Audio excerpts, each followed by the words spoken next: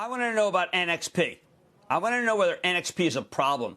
They are the guys who supply a huge amount of chips to the auto companies. So far, they've gotten away with it, scot-free.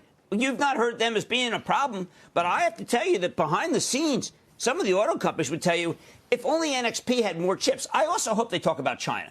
One of the things, David, that I am just most concerned about is the Chinese saw this shortage coming, and they double ordered. There is no sin to double ordering, but China has more chips, I think, than it needs.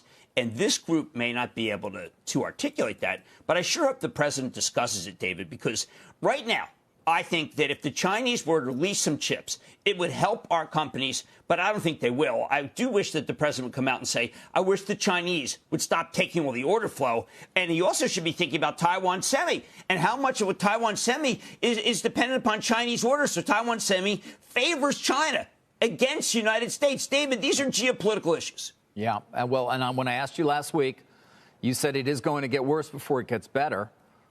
These are also issues that don't get resolved overnight or over weeks. I mean, it takes years to develop the production capacity necessary to make us no longer, perhaps, as beholden, as you say, to Taiwan. I mean, and you can see it there, 22%.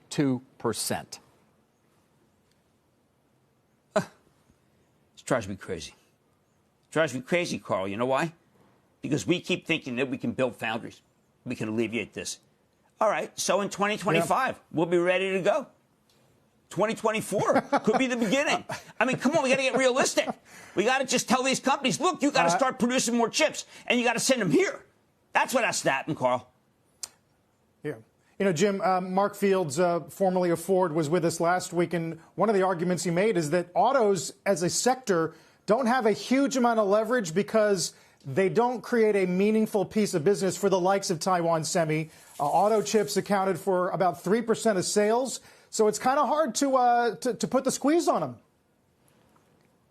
Why not?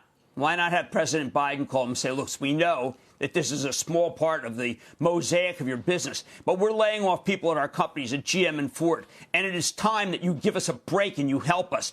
Biden has leverage. GM and Ford may not.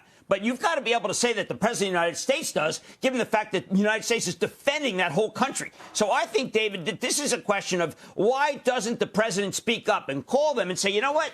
We're putting a lot of people to work. We're putting GM and Ford to work.